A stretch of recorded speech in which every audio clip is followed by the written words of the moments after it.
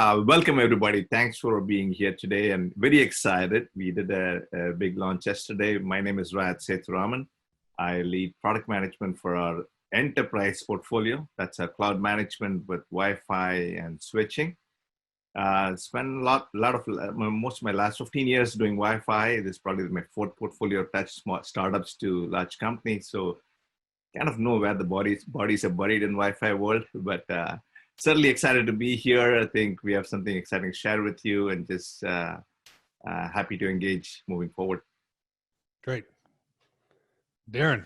Yes, my name is Darren Herman. I'm a product manager in an enterprise group at Cambium Networks. I guess I like long walks on the beach and pina coladas in the rain, but no.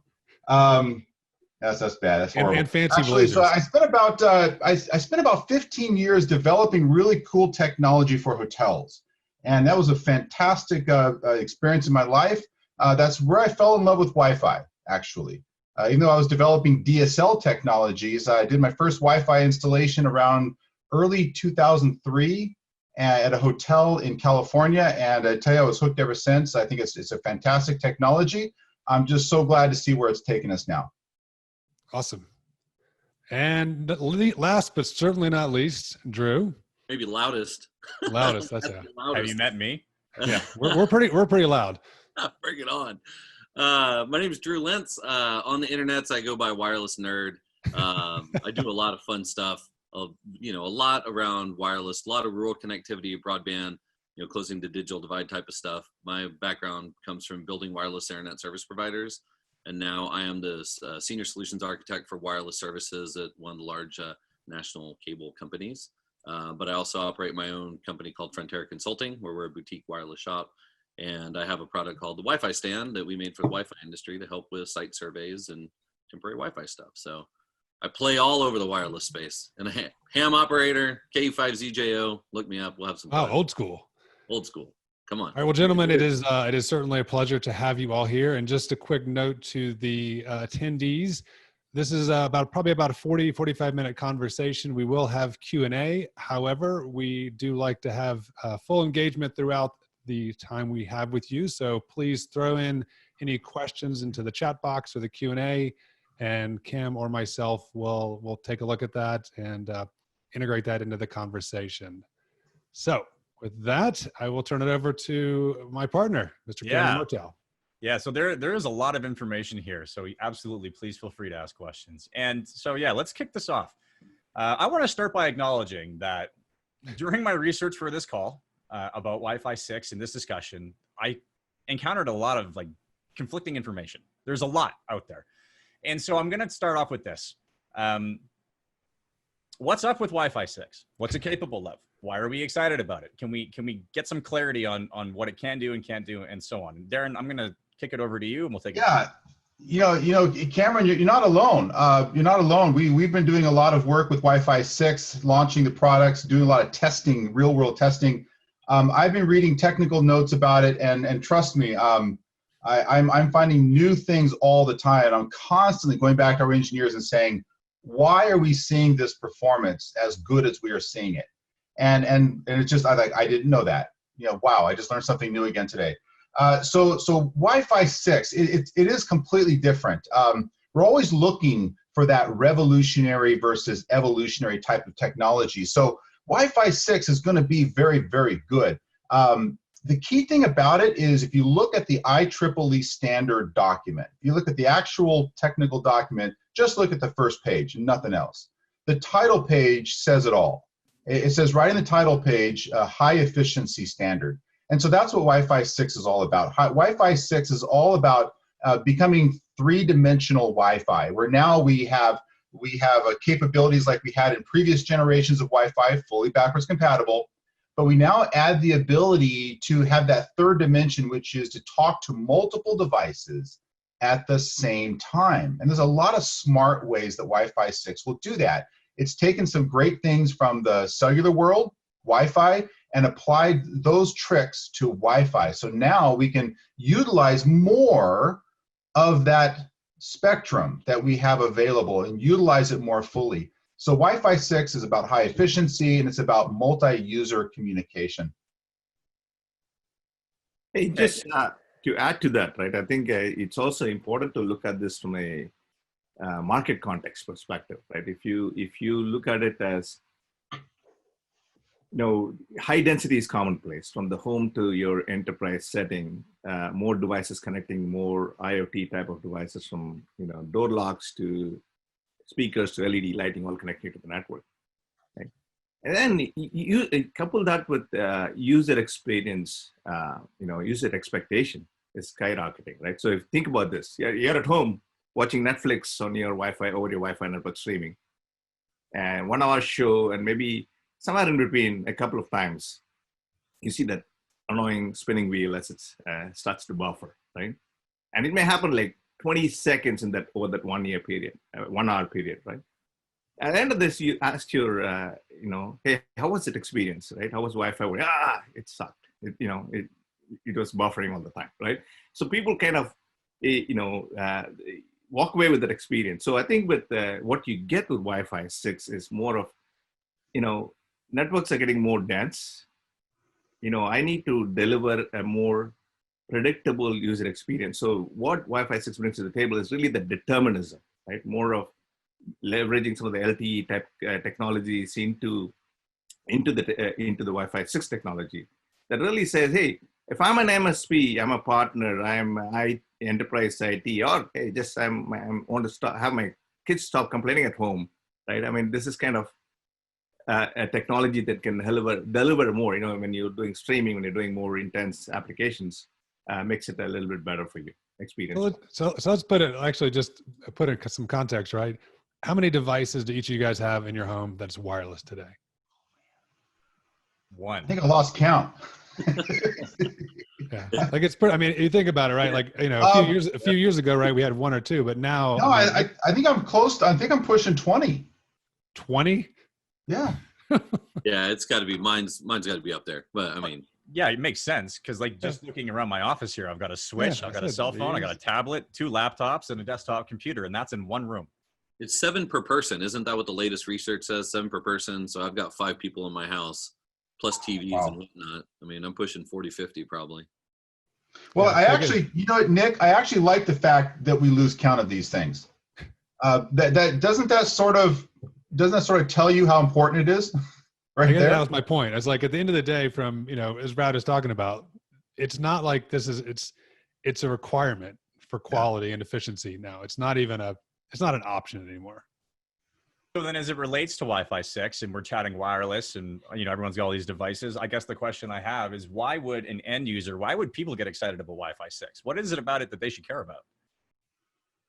Oh man, a ton. I mean, the efficiency side of it is going to help everything, right? It's going to help the way that they stream video. It's going to help the way that they use their doorbells. It's going to help the way that they live and work. I mean, there's so much that happens that you want to avoid the buffer wheel, right? And you want to make sure that your experience makes the Wi-Fi transparent. You can't see it, so it doesn't exist, so it doesn't matter. And you want that to be carried forward. You want to make sure that no matter what it is you're trying to do, you can accomplish that. And a strong wireless network will help you do that, whether it's at home or whether it's in the enterprise or whether it's in, a small business, whatever it is.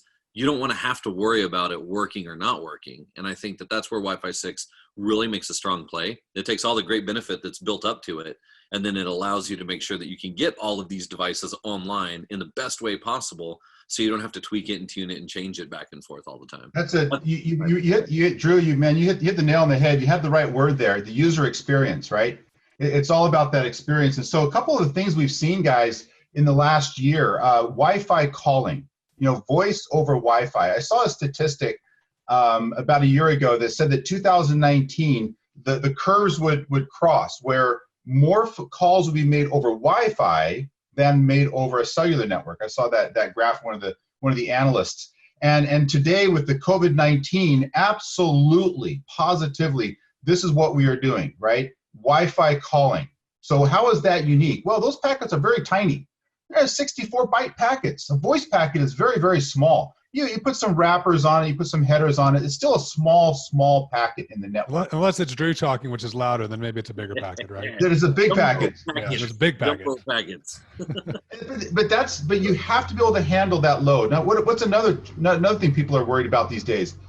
social media used to be, I log on, I check my Facebook, I upload a couple of pictures, maybe I, upload some Instagram photos, when I go on vacation. That was social media.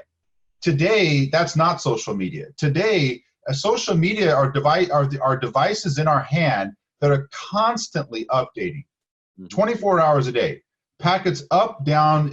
Social media is always connected, always on. There's that Amazon movie, I don't know if you guys have seen that show called The Feed, where they basically embed social media chip inside your brain. It's futuristic, it's sci-fi, but man, it's here. We just don't have the chip embedded in our head. That's it. That's the only difference. Social media is always connected, always on, always available, 24 hours a day. That puts a load on the network. That's user experience. So let's go back to Drew for a second. I mean, one of the things we clearly know, I mean, the hype is not hype. The hype is reality, obviously, from what you guys are saying. But to put it in context for a business and the market, what are the features of Wi-Fi 6 what should the market care about? Whether, I'm a partner trying to sell to an end user or a partner trying to sell to the business, like what is that feature specifically or functionality why should they care? Yep. There's a couple of them. The big one, I think the first one that comes to mind that everyone benefits from is from OFDMA and from the resource units. And instead of talking nerd, what that basically means, I try and explain stuff like this to my wife, who's one of the smartest, most brilliant people that I know. The problem is she's not technical, right? She did the law thing, so she's genius in her own right. So when I try and talk to her about RF and wireless and stuff, it's like, I don't really care, So I have to figure out how to condense that and make it something that I can bounce an idea off of her and she'll say, great. So what I use to describe resource units is if she orders something from an online merchant and she orders, let's say, a piano, and I decide that I'm going to order a new face mask. With Wi-Fi leading up to Wi-Fi 6, Wi-Fi 1, 2, 3, 4, and 5, what you have is you have the same size box, no matter if it's a piano or a face mask, that can be shipped, and that's totally inefficient, right? Now, along with that, only one shipment can take place at a time. So if my neighbor orders a piano on one side and the other side they order a face mask, and down the street they order a lamp, it's going to be the same size package no matter what, and they can only deliver one house at a time. With Wi-Fi 6 resource units, what you do is now that box is shaped more efficiently to the size. The packaging is to the size of what you order. So a small box for a face mask, a big box for a piano. And not only that, you can make multiple deliveries at the same time. So now what you have is everybody on the street gets their packages when they get their packages, and it frees up some of those resources, some of those delivery men, if you will. It frees up those resources so that they can go deliver other packages to people. So with Wi-Fi 6 resource units, what you have is the ability to take advantage of smaller transactions, like Darren was mentioning, whether it's a thermostat, a tweet. We talked about doorbells. If you use a doorbell, when your doorbell's constantly sitting there in the background saying, I'm alive, I'm alive, I'm alive, these little packets of data. But then when someone hits it, when the delivery driver hits that doorbell, all of a sudden it's a live video feed. So this is instead of using big box, big box, big box, big box, this is small box, small box, small box, big box, small box, if that makes sense. And what happens there is you find efficiency from this, because now all your devices that are on your network get to take advantage of that. And Darren, you have some great information about the way that works. So I'd love for you to talk a little bit about how that drives efficiency, not just with Wi-Fi 6 clients, but if you have existing Wi-Fi 5 and 4 clients. Tell me a little bit about the research that you've done on there. Yeah, we're going just everything. We pulled out all the stops to do some testing, some real world testing. Okay, there's lab testing, and that's important. There's real world. One of the things we want to do is we want to sort of answer that question about Wi-Fi 5 and Wi-Fi 6, and what are the differences, and understand a couple. So let me just answer that question really quickly, and I'll answer your question, Drew. Wi-Fi 5, which is 802.11 AC, is still what you talked about. All big boxes, right? Every package in the same size box. With Wi-Fi 5, the boxes got bigger, right? The boxes are a lot bigger with Wi-Fi 5. It was wonderful. We loved it. You can put a big box on a truck. The problem is you're still carrying a little tiny nothingness inside that big, huge box. So that's Wi-Fi 5. Wi-Fi 6, as you said, to answer the question I was putting into the chat here, is those smaller variable size packets. Now, we recognize that most networks today are still running 11AC clients, and they're starting to migrate, right? Devices are out there, but they haven't fully migrated yet. So we did some testing, and one of the tests we did is take a Wi-Fi 6 access point, a Wi-Fi 6 AP as is, and then connect to it a whole bunch of hundreds of Wi-Fi 5 client devices, and have different types of devices, laptops, phones, tablets, all doing different types of traffic profiles. We wanted to see, is there an improvement, even with those Wi-Fi 5? And there absolutely is. You can upgrade your existing Wi-Fi 5 network, get better performance just by upgrading the access point. That's step one. That's step one. And we're actually seeing some dramatic improvement in that. About 40%, one of the tests that we did showed about a 40% improvement in performance just upgrading the access point. Now, what's the next phase? Well, the next phase is next year, 2 years, 5 years from now, whatever that time window is, your network will be running Wi-Fi 6 devices. If you're in education, it's going to happen earlier. If you're in other markets, it's going to happen different depending upon the market. So it's going to happen. So now you take that same Wi-Fi 6 access point, now you upgrade the client device, and what happens? Well, now you get an improvement easily 130, we saw 135% improvement just as the devices start to upgrade to Wi-Fi 6. Now, in theory, and we believe that we'll hit those numbers, it'll be about 4 times the performance. And once you start, because there's a whole bunch of cool things that happen in the background. Drew, I don't want to geek out too much, but I got to tell you guys, one of the cool things we're finding about Wi-Fi 6, and this was a surprise to me. I did not know this. This is one of those things I went back to engineers and said, what's going on here? Can you explain this to me? When you get lots of Wi-Fi 6 clients talking to the same Wi-Fi 6 access point upstream, okay, upstream, there's this effect called power accumulation. It's the result of all these devices all combining their packets in the same time, transmitting to the AP. So they get an effective 3 dB boost, 3 dB, which is double the power. That means you get better rate at the same range you're sitting at. You get a better MCS rate, you get faster data rates. It means lower errors, fewer error in the transmissions, lower latency, because all this stuff is happening in this power accumulated mode. Is this equivalent to like I'm on a country road and then I'm jumping on the Autobahn and there's no traffic? Yeah, but actually, it's interesting, Nick. It's almost as if you're driving a Peugeot on the Autobahn, which I got to say I did do once. Do not rent a Peugeot in Germany. It's my advice. That's a tip, by the way. So imagine you're in a Peugeot on the Autobahn, and you got your pedal to the metal, and the BMWs and the Audis and the Mercedes are just flying by you. So, but if you and your fellow Peugeoters could get together, somehow could link those cars together, you'd be the same speed as that Mercedes.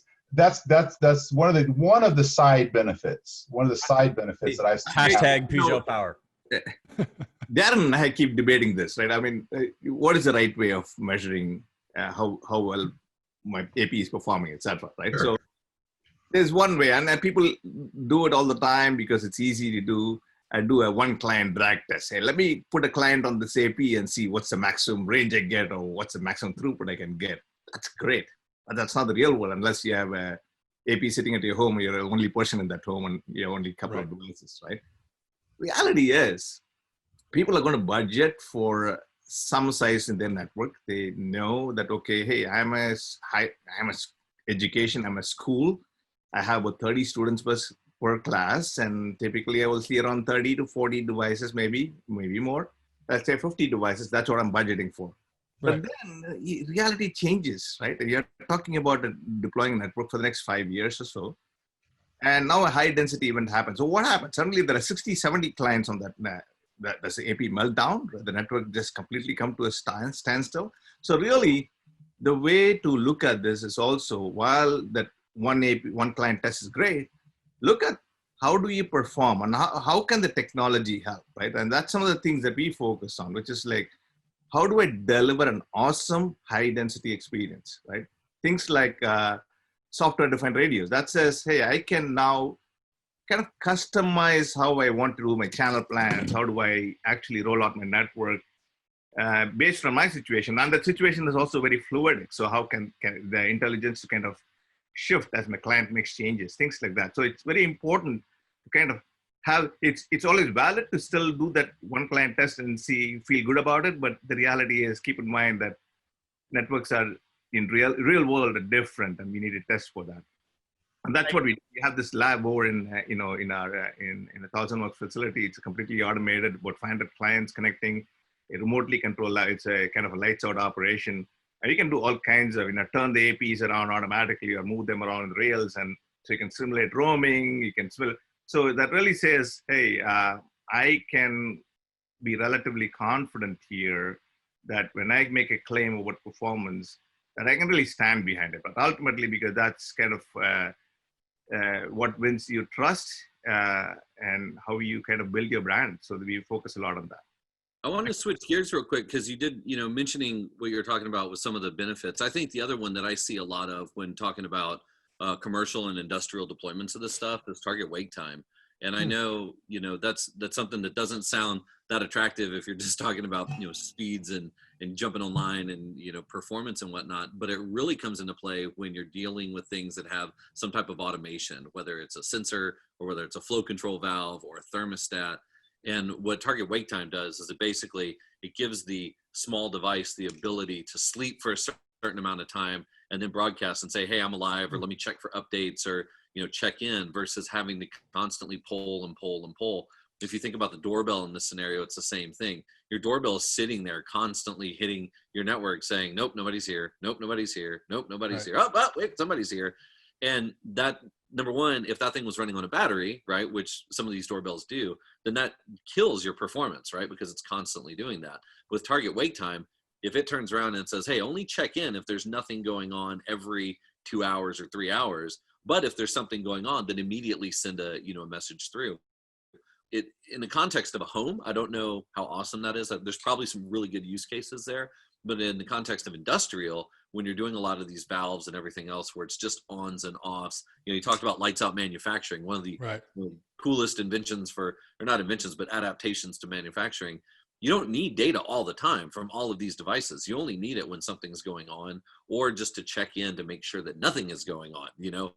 Is there a fire? No. Is there a fire? No. You don't need that every minute, but if there is a fire, you need to know when that's happening. And so target wake time, I think, does a lot, because that is not only one of the cool features of Wi-Fi 6 from the perspective of the AP, but it's also from the client device. So you're going to see a lot more devices that are able to use batteries, extended battery life on these, a lot more Wi-Fi built into things because of that. So Darren, what's your opinion on that? I think I think it's great. I mean, but I'm a nerd, so Yeah. Well, no, you and I are the same on that, Drew. And I think ultimately, Drew, a lot of people are really looking at now is this is cool what you guys are saying, but Drew, I think likely wondering now is where do we go from here? How do we what should these partners look for? What are some of the trigger points? One of the guys on the chat is just asking about cabling and what kind of Ethernet cabling. So what do these guys have to look forward to? I think that Cameron, don't you think that's a logical next step here, Cameron? Is where do people? What's the trigger points? Is that kind of a what do you guys think about that? Oh, you're on mute there, Cameron. That's probably better for everyone. I think a question, like MSPs and VARs might have and partners might have is like, what are the milestones I'm going to encounter that's going to indicate to me that this is a good opportunity, right? In the coming weeks and months, really.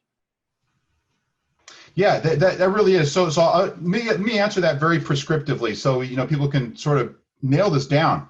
We've talked about a lot of this stuff, and Drew spent a lot of time talking about the applications. So look at the applications. What does your network need to support? Are you supporting video? Are you supporting augmented reality? Are you in education, where now you're wondering in the next school year, will you create a hybrid learning environment that relies more on digital technology? If the answer is yes to those questions, that there's your trigger point to upgrade. Look at the devices in your network. If you're, again, look at education. No parent is going to send their kids to an expensive university with 2-year-old technology. It's just ridiculous, right? That's penny wise, pound foolish.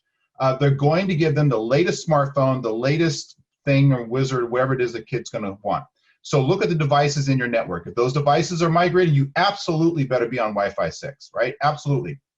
So those are the trigger points that tells you when you are probably too late, actually, to start upgrading. So look at the applications, look at devices.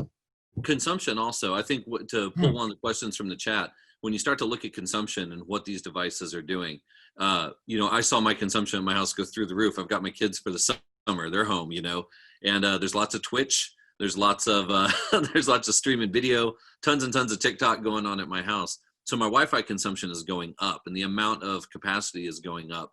And one of the questions in the chat is, can you run 2.5 gig or 5 gig to these devices? Because as you stack on more devices, then you also have to worry about, are you hitting the threshold or the limitation of what your wireless access point is capable of? So Rad, I'll throw that one at you.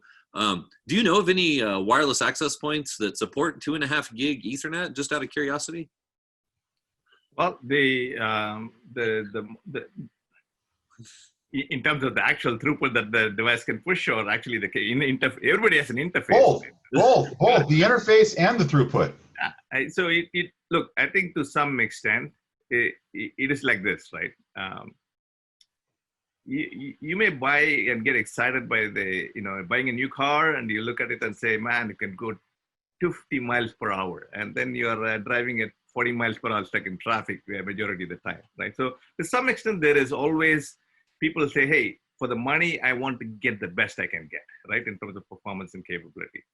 And I think you're going to start to see that more with, increasing video and more AR, VR type of things. Certainly that's going to push the limits of the bandwidth. But in today's network, possibly, probably not. I mean, in majority of cases, it's not pushing, probably pushing sub 1 gig in most access points. But it's really about deploying network, looking at the horizon, right? Next 5 years, 4 years, whatever your time frame is. And some people sweat their assets a little longer, keep it for 7 years perhaps. So it's really looking at a forward-looking view, right? But this tag on to this, right? To Cameron's original question, I think, guys, speeds and feeds are great, but ultimately somebody is writing a check, and they're going to see, and the situation is tight right now, right? With COVID, budgets are tight, resources are tight, and people are going to say, do I do it now, or do I do it wait for 6 months? Type of conversations. I'm sure it's happening. It's important to realize that that. If one thing that COVID pointed out is networks for all enterprises are mission critical, right? That's becoming more and more the lifeblood of your business. So really, it's important to address what is happening out there. The Wi-Fi is more than just connectivity. It's a platform that's delivering business services, right? If for example, if I'm a retailer and I want to do mobile POS, is it going to freeze or going to work reliably, right? You look at the K through 12, primary school or even higher education, perhaps they're doing, introducing more video-based instruction, more online testing, etc. That how do I deliver a bulletproof experience for the students? We don't want to give my dog gave me homework excuse, right? Hey, I couldn't connect to the network and I couldn't complete my test on time. So it's really- I've used that. I've totally used that before. It works. No, so it's really that, right? It's really looking at saying, and that's something as we need to, when you're engaging customers, it's good to kind of have that discussion, saying, hey, what are the use cases in your network, and how can Wi-Fi 6 help with that, right? Ultimately, that's to Cameron's point. Hey, what does the journey look like? That's going to be, people will soon realize that, hey, this is critical. This investment is critical. I need to go to Wi-Fi 6. Let me push the button now and go, right? So that's, I think, good to have that broader conversation. Guys, I've got a couple of questions here in the Q&A. I figured we could just answer them live really quick. So the first question, what's the connection between Wi-Fi 6 and 5G? Wi-Fi, so they're not the same technologies at all. They're designed for different purposes. So in one answer is that they're completely different. However, it's not the full story, Cameron. They actually each of those accomplish a similar goal, a similar purpose. And so they're quite complementary in accomplishing their goals. So Rad at the very beginning of this used the word deterministic. and which means that the access point is in charge of the network. It makes all the decisions for that entire network. And so the deterministic nature of Wi-Fi 6 absolutely comes from the 5G standard. That's part of the 5G, to be more deterministic. And so another thing that 5G does that Wi-Fi 6 does, Drew was talking about resource units, right? In the 5G standard, one of the key things about that is called network slicing. Slicing, like slice up, like slice a tomato. Network slicing, and that describes the ability for 5G to start to segment different parts of the network and deliver a different quality of service to different customers or types in that 5G network. So it's called service slicing. Wi-Fi 6 does the same thing. It accomplishes the same goal by using those resource units that Drew was talking about, being able to dynamically adjust those resource units. So the answer to the question is they are not the same, but also they are highly, highly complementary in terms of delivering more capacity. All right. I totally agree with you. I think that's really, with Wi-Fi, I think the way that I look at it is 5G can feed Wi-Fi, because not everyone's going to be walking around with the 5G device. I mean, Wi-Fi has made its way into every nook and cranny of our lives, and we're not going to go swap out the motorcycle helmet behind Cameron. We're not going to go swap out our phones tomorrow. We're not going to go swap out every device that's around to a 5G device when we already support Wi-Fi on it. And I think that, there's been some cool talk about what 5G can do and what it means to different people and, how it works. But if you look at the research and what's done with it, 5G makes a great, as Darren mentioned, complementary service where you can feed a Wi-Fi network with 5G. That way everyone can have access to the Wi-Fi network, and the people who have 5G can have also access to that 5G network.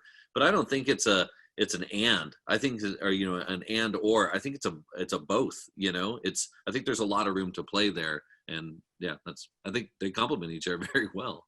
It's certainly a complementary story, right? I mean, I was recently, and not recently, but a few years back, talking to a CIO of a large hospital facility here in Northern California. And they had 14 devices in their ICU connected to Wi-Fi network, right? So even then it was a fairly mission critical network. Wi-Fi, there's always this talk about, hey, some cellular technology going to substitute Wi-Fi. The reality is that game has played out quite a few times. It's like there are specific use cases. You get better price performance with Wi-Fi. 11ax takes it to the next level. But there are some use cases where 5G will be a fit. But I think I absolutely agree with Darren and Drew here that it's really more of a complementary story. Really look at this as there's a lot of hype about 5G. There's a lot of hype about Wi-Fi 6, right? But it's really look at that use case, look at what's going to cost to serve that use case most effectively. And chances are Wi-Fi 6, wherever it applies, is going to win out most of the time. But there are places where 5G will fit. So guys, let's pivot a little bit to what probably a lot of the people on the phone want to talk about besides just the technology. They want to talk about money and making money. So when we think about partners, in that process of transitioning to this, if you had to say, what's one question I'm going to go to my, I'm a partner, which actually I've been a partner before. So if I go to my customer, what's my first question I'm going to ask?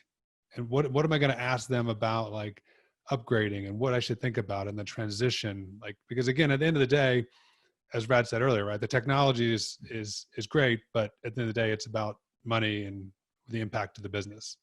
Yeah. Well, they're interestingly, we all like technology. We live it. This is what we do. But in the real world, it's about business. Technology by itself is technology. That's all it is, right? If you can't, don't spend money. Nobody should spend money on technology just for the sake of spending money on technology.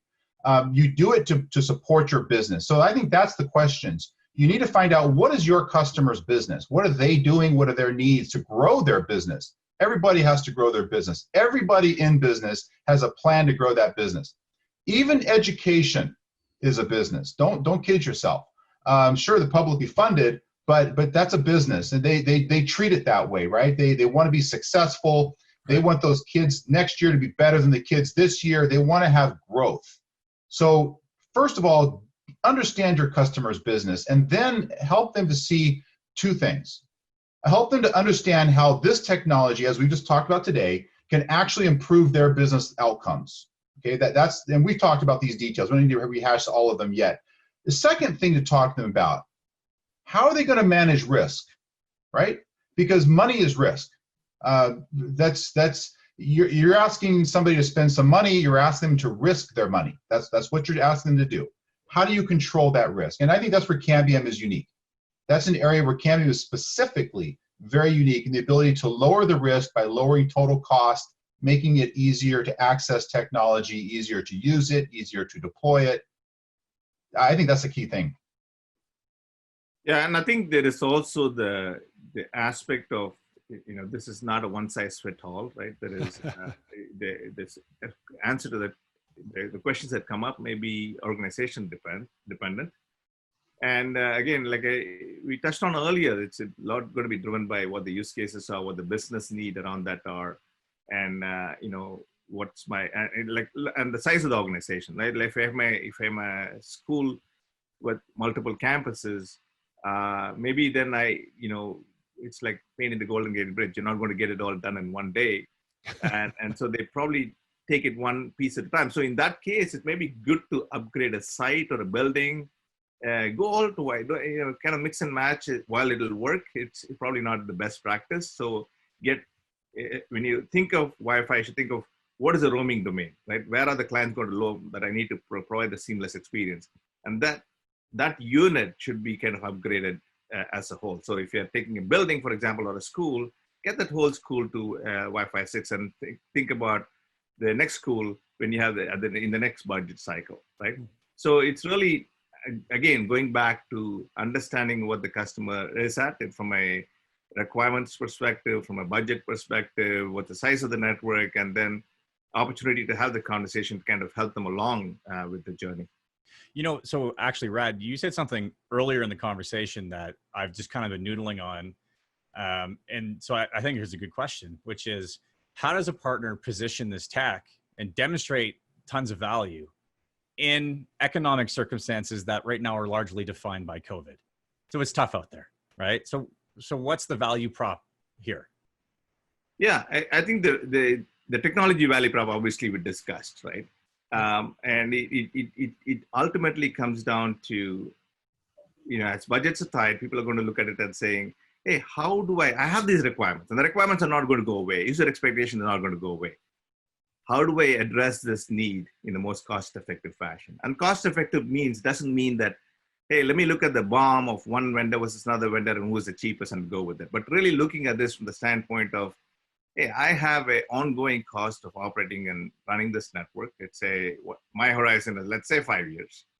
And how do I get more efficiency on an ongoing basis? Obviously, the upfront CapEx spend is important. It's going to be a consideration. Hey, do I trust this vendor to deliver what I need to deliver on? That's important, right? But then increasing use of automation, simplicity, things like cloud management. How does it make it easy for me? If I was talking to a school district in the US, and they're talking about, hey, I have 3 guys on my staff. A lot of time is spent in the car driving from one school to another. They go on site and then they figure out, hey, wait a second, it was not really anything to do with the network, because we all are guilty of that. When something doesn't work, we say Wi-Fi sucks, right? So something like that to that effect. So, and it's not the case always. So how do I make sure that I'm not sending my staff running around? If I'm an MSP, I'm running 20 customers, it's expensive to send somebody on site now. So really those considerations are important, right? It's really, and sometimes that is overlooked. Sometimes the actual total cost is overlooked. So some of the things there has to be understood and quantified effectively. So let's talk real quick about the technology of, obviously Cambium is, our sponsor today, but if I Google, before this, Wi-Fi 6, and I literally have dozens of pages of different people that do Wi-Fi 6. So let's talk about why, specifically the technology, Cambium's technology. Why does it matter? I mean, why does it matter between, Cambium or somebody else? If I'm a partner, And probably Darren's probably best to answer this. Yeah, let me answer, because I think it's a good follow-up to Rad's previous comment and the question you asked him. And Rad talked about the total cost, and one of the chat questions here was, what kind of cabling do I need, right? And that is absolutely, and it's a critical question, because that's part of the installation, it's part of your total cost. What Cambium has done is we put everything online, everything you need to do. So you can go on, if you're a Cambium partner, you have free access. Here's what you can do, all right? So you can log on and you can you can load up your floor plan in our Wi-Fi designer tool, and you can visualize what that coverage is going to look like with Wi-Fi 6 versus Wi-Fi 5. You can do that. It's free. It's online for you, for partners. So you can get a bill of materials out of that. What's it going to take to upgrade that building to Wi-Fi 6? We'll tell you that also. You can flip over to our TCO, Total Cost of Ownership Profiler. It's another online tool, free to use for partners. And you can actually select from multiple competitors. And if one of the competitors that you're competing against isn't listed, there's a custom field you can put in that data as well. And you can see the exact breakdown. What's it going to cost to install the product? What's it going to cost to pull cabling for that product? How much bandwidth are you going to get per dollar you spend, right? Megabits per dollar. What's that number? What's the total cost? What's the bottom line dollar amount? So we're profiling the performance, we're profiling the installation, maintenance, and operations. So performance, installation, maintenance, and cost. We're profiling all three of those things in one tool. It takes you about 30 seconds. And then if you want to spend more, you can spend 30 minutes if you want. And you can go through and fine tune all of those parameters, and you can see exactly what your costs will be. Do this all online. So there you go. So you got your Wi-Fi designer, you got your TCO profiler, but wait, there's more. If you act now, no, do not act now, actually. Do not act right now. Wait till after this webinar. Log into cloud.cambiumnetworks.com. Do not do it now. And sign up for a free cloud management account. Do not act right now. I'll say that again. You can sign up for an account today. You will never see a bill from Cambium. You could log into that account a week from now, 2 weeks from now, a year from now. The account will still be there, cloud management account, and you'll never see a bill from Cambium Networks. So you can do all of this stuff online today. You can see how the benefit's going to be for your customers. You can put together the quotes so they can see the benefit. You can see the reduced risk. How is Cambium reducing your cost and your risk? You can see all of that online today. So I encourage people to take a look at some of these tools. Hey, double clicking on that TCO story, Darren, I think it's, look, reality is everybody says I have good TCO, right? And customers' eyes start to roll at that point saying, yeah, I've heard that story before. So what we decided was we need to prove it. So I think this tool is powerful. It's only for partners. Partners can sit, have that conversation with the end customer, kind of look at their situation. What are they looking at? What are the costs specific to their, and like what Darren said, you completely customize it and it produces a report and nice charts that really articulates the value, the economic proposition that Cambium brings to the table. Well, let me step back and kind of talk to how we kind of approach our roadmap, right? How we build our product set, right? For us, it is what we like to call it is a right size portfolio approach, which is we are serving customers on the low end who are running networks which are set and forget networks, right? It's like your home network. I don't touch I may be a Wi-Fi expert, but Darren is a Wi-Fi, Drew is a Wi-Fi, good example, right? Drew has 4 kids, I think, Drew. So, and I'm sure he doesn't touch his Wi-Fi network every day unless his kids are complaining his Netflix or a gaming device not working well. So it's some smaller enterprises are looking at it and saying, hey, I have a business to run. I want to just focus on. So we provide that cost-effective solution for them. Right-sized products, value AP switches, going with a license-free cloud management that Darren just talked about.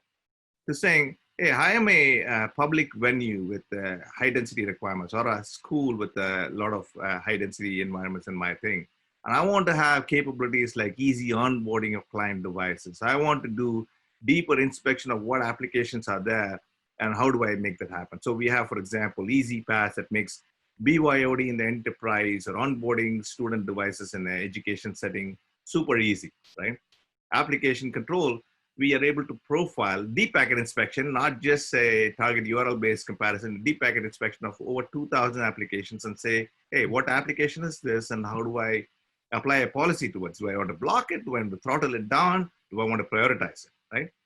Those are advanced capabilities. So it's really that, it's a approach where when people see value and expect to pay for it, there is a licensing fee associated with advanced functionality, but there's capabilities for customers. So really that approach, that's kind of how we approach, that's also benefiting from a TCO perspective. What is your need? And, it's not one size fits all. Again, I seem to be using that term quite a bit, but it's really true that we internalize that and say, let's make it. If it means leaving money on the table for our partners to be more successful, for our end users to see more value, that's what we do, right?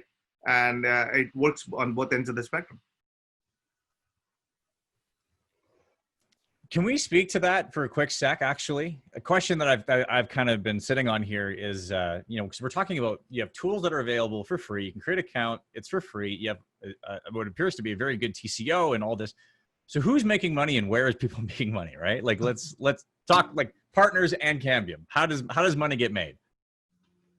That's great, because you know what? At the end of the day, Cameron, nobody wants to work with a company that's not going to be around. Cambium's been around for 20 years.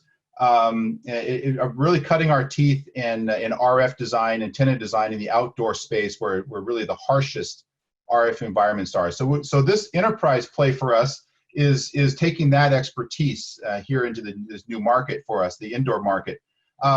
So where does let's start with Cambium. Let's talk about the partners. So first of all, Cambium, let's start with the partners, then work that way. For partners, as Rad mentioned, you can start with our CN Maestro, which is free cloud. It's included cloud management, and you can set up a set it and forget type of network, no problem. But you can also add on to it software packages to increase the functionality. You can use our XMS cloud management system, which has, again, software application policy control, secure BYOD access packages, a nice multi-tenant, multi-user MSP dashboard that you can add to that as a software add-on. So those do cost some money, because those are software packages that you can then use as a VAR. Remember, VAR means value added reseller. So you can take VAR, you can take these software packages from Cambium, bundle them up with your own services, and then resell them. And you can create tremendous value downstream to your customers. Rad was mentioning, large public venues. There are specific software packages that you need to buy. You can wrap around your services and resell that. Education, similar story. There's software packages tailored to the education market. So that's how the partners make money, is by wrapping these software packages and then being highly, highly competitive on the hardware. Now, Cambium, we make money the same way. We make money because we do a couple of things pretty darn smart in our engineering group, right? We have combined the ability to manage all these networks under a single team. So we can manage everything from 250-kilometer microwave links to a 10 gigabit wireless backbone that goes 300 meters or something. Yeah, I think it's 300, up to 300 meters, a 10 gigabit wireless backbone. We can go inside the building and manage Ethernet switches. We can manage enterprise Wi-Fi. And that's one engineering team that does that. And so we're all the partners out there, they know there's just one group to go to. Yeah, it's a very efficient way of operating the business. And this is the team that's developing these software packages. So Cambium, we think that we've really aligned our business to deliver those right-sized applications and right-sized networks that Rad was talking about. Hey, a couple of points. How do we make it better for partners? One is one on the product side, one on the program side, right? From a product side, I think Darren touched on this. This is like, some of our partners are managed service providers. Some of our partners are traditional VARs looking to be managed service providers, right? So we make it easy. I think our platforms, the cloud management platform, CN Maestro and XMS, are optimized for MSP workflows. So things like multi-tenant dashboards, so where an MSP gets to look at their entire network and they can expose their client networks just to their tenants can see their own network. And the cool thing there is also we enable a private branding of that dashboard. So an MSP, Nick Inc., for example, can expose, they customize a brand. So when their customers look at their dashboard, they look at your branding, right? So it's really helps facilitate your brand building activity as well as part of that. So that's one thing on the product side. The second one, and the key here, is their connected partner program, right? It's a program defined with, really, we look at this as an extension of the product. It's really to say, how do we deliver better partner profitability, and how do we deliver better partner protection in terms of deal registration specifically, right? So those are key attributes. Then compound that with things like we make it easy to kind of do the education. We have a Cambium Learning Management. It's an online system where you can do a lot of courses. You can do certification classes. We've been also running more of partner-specific boot camps, right? You can obviously we're doing some of that virtually now, given the COVID environment we are in. But that's another opportunity for people to get a little bit more hands-on, a little more certified. So there are a lot of tools available from an enablement perspective. This a very strong partner portal that is a one-stop shop. And last but not the least, we have a very vibrant community, right? Over 30,000 of your peers out there. I mean, in that community, it's a great forum to kind of, you don't have to listen to us. You can listen to your peers and have a conversation. So that's a very, very powerful forum as well to kind of get to know a little bit more about what's happening, both from an industry perspective, from a product perspective, ask engineers questions, etc. So really a holistic, well-rounded approach from product to programs to commercials that we try and make it better for our partner community.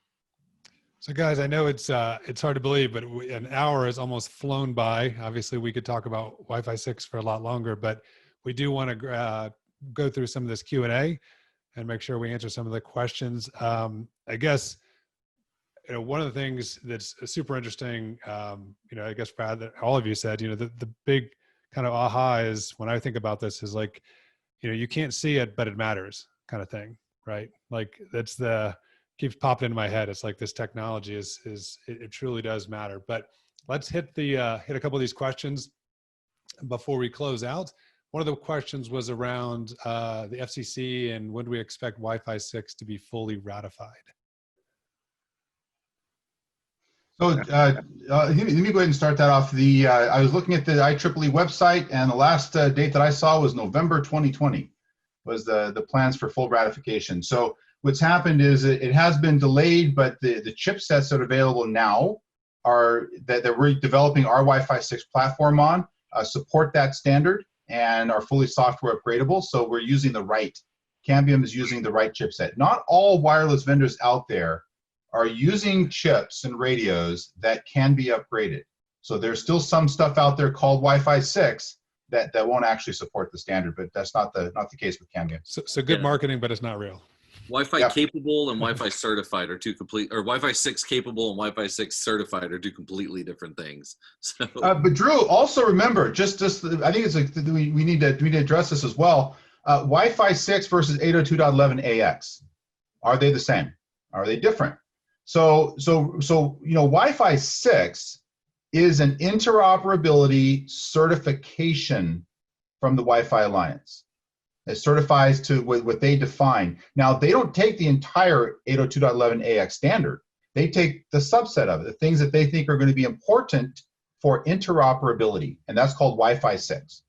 Then there's 802.11ax, and that's the IEEE standard.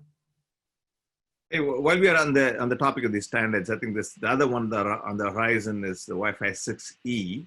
That is your 6 gigahertz Wi-Fi, with FCCS having cleared up some band for Wi-Fi unlicensed spectrum. And we are definitely at the forefront of the conversations right now. It's a lot of the chipsets are being built. I think we expect to see Q3, Q4 chipsets available and products coming in the first half next year. Certainly, that's something we are very actively looking at too, because that's another game changer. And I think for us, where we like that story is, if you look at our Xeris acquisition and the capabilities there, it was all about multi-radio design and software-defined radios, and that becomes even more relevant in that space, because now you need to have 3 radios. You need to have a 2.4 gigahertz coverage, data serving on 5 gigahertz, and now 6 gigahertz. So, and then you throw in a sensor AP, so that becomes like a 4 radio AP, and you throw a BLE, that's another radio. Yeah. So rad. One of the questions we have here is Wi-Fi 6 going to support both 2.4G and 5G bands? Sounds like that's a yes. Yes. Okay. I have another interesting question here, just kind of actually building off of what Nick asked earlier, which is, and this is interesting for me, what are the FCC rules regarding Wi-Fi 6 and existing licensed microwave systems? How will these two systems coexist? Ooh, good question. Yeah. Cambium's the right, you know what, and I'm assuming it's 6E, or I'm assuming it's 6 gigahertz Wi-Fi that they're asking about. And not just Wi-Fi 6, because Wi-Fi 6 still plays in the 2, 4, and 5 gig on license space. But in Wi-Fi 6E, now there's this new, the new push into 6 gigahertz. And Brad, I don't know if you want to take that. I mean, Cambium really has been playing in that sub 6 gig space for quite a long time. Yeah, and I think for us, especially when you look at outdoor, right, where that's a lot of that interference can happen. One of the things that that's kind of the hallmark of the larger Cambium portfolio is spectral efficiency, right? Really understanding what channels are going to work in the environment that you're operating in, especially when you go outdoors, and being able to deliver the best megabit per hertz type of a metric, right? How can I deliver the most optimal throughput based on the environment you're operating in? And that means building filters, trying to reduce interference, and operating in an interference-laden environment and still delivering optimal experience. So certainly that's something that we can bring a lot of the RFX from that side to the mix. And then also, I think related to that question, there's a question for how the FCC is going to mandate people's access to parts of that 6 gigahertz spectrum. So the answer to that is very similar to CBRS. So the CBRS bands, Cambium has tremendous experience in that. We're deploying that across the United States, actually across the globe. We actually have deployments in Guam using CBRS and using Cambium to coordinate the frequency licensing for CBRS. So CBRS requires a subscriber to license, to register their use within their geography. The same technique, it's been very successful. The FCC is likely to use the same technique to control access to parts of the 6 gigahertz spectrum. And it's going to be something called AFC, which I believe stands for Automated Frequency Coordination or Calibration Coordination. Automated Frequency Coordination, AFC. That's likely to be the mechanism that the FCC uses to allow access to parts of that 6 gigahertz spectrum. And Cambium's already there. We've already deployed that technology for the CBRS access. It's built into our CN Maestro cloud management portal. Remember the cloud, we just talked about it. It's built into that same system. All right, guys, we have room for one more question before we close out. And it's from Julian. The question is, when are you planning to release a Wi-Fi 6-based PMP solution? Well, that's a roadmap. It's we're working on it. Is that right? The right answer, Raj? We can is that not the question I should have picked? No. It's a good question. We are kind of the Wi-Fi guys here on the enterprise side, but certainly we will get a better answer than what I can give you right now on that front. But certainly that's been worked on. Awesome. Well, guys, I think let's close out with and Darren, you talked a little bit about it, but let's just recap. For all the folks that are listening and have been listening to this discussion over the last hour, if they have questions, whether they're partners, they're end users, let's just start with the partners. So the partners, where do they go if they want to learn more? If they want to be a partner? you can go to cambiumnetworks.com, look for the link that says sign up to be a partner, and you'll answer a few questions and you'll be a partner. You can also sign up to the community. There's no restrictions on that. Sign up for the community right now. And the third thing is go to cloud.cambiumnetworks.com, get your free cloud account. So those are the three things you want to do. Awesome. And Well, you guys, can do that now. New partner portal, by the way. The new partner portal is pretty awesome. Yeah. Just saying, it makes it real easy to find information on there. So kudos to you guys on that. Awesome. Well, guys, on behalf of Cam and myself and Channel Bytes, we want to thank, obviously, Cambium sponsoring this. And Rad, Drew, and Darren, you guys have been amazing. I know we could talk about this for another hour or two, but we'll pass on any questions that come out after this back over to you. And once again, thanks so much. We really appreciate it. Hey, Very welcome. Cameron. Thank you. And thanks, everybody, for attending today. Take care. Thanks, y'all.